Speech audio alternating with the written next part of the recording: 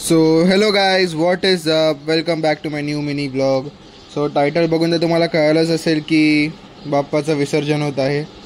म्हणजे it's the सॅडेस्ट part of the festival. But ठीक आहे, आत्ता जाणार तेव्हाच तर पुढच्या वर्षी लवकर येणार ते. तसं मग सगळी आरती वगैरे झाली बाप्पाची आणि मग त्यांना अंगणात आणण्यात आलं आणि सगळ्यांनी परत एकदा पाया पडून मामीने परत एकदा एक फायनल पूजा हे करून सो आता फायनली विसर्जनाकडे आपण जाऊया.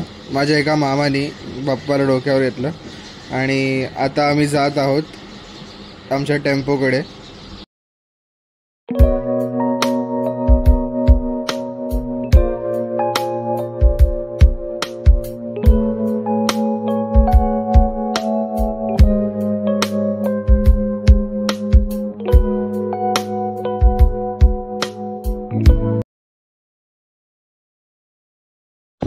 आमच्या गणपतीसह वाड्यातल्या अजून 2-3 लोकांच्या गणपतीचं विसर्जन होतं.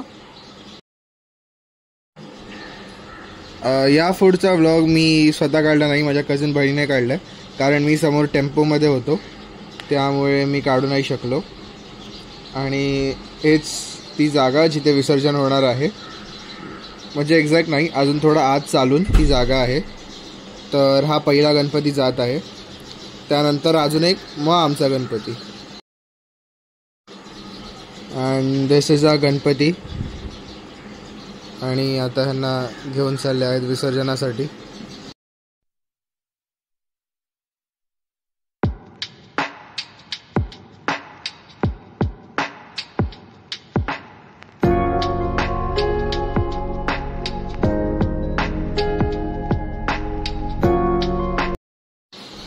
तर एकदा फायनल असा नमस्कार आम्ही बाप्पांना दिला आणि नारळ वगैरे फोडलं आणि सगळे आभूषणं आणि हार वगैरे काढून घेतली.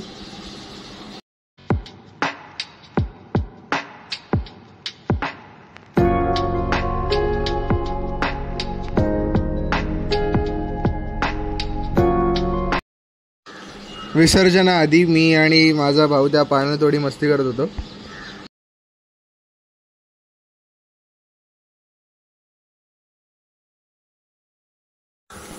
फायनली विसर्जन. शाडूची मूर्ती असल्यामुळे ती पाण्यात लवकर डिझॉल्व्ह होते.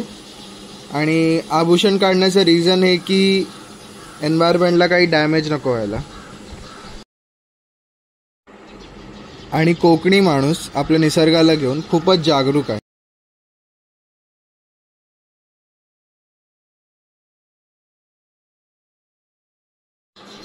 So that's it guys. Bappa गेले त्यांच्या घरी. And thank you for watching my video. Please like, share and subscribe and do comment and stay tuned for more such videos. Thank you.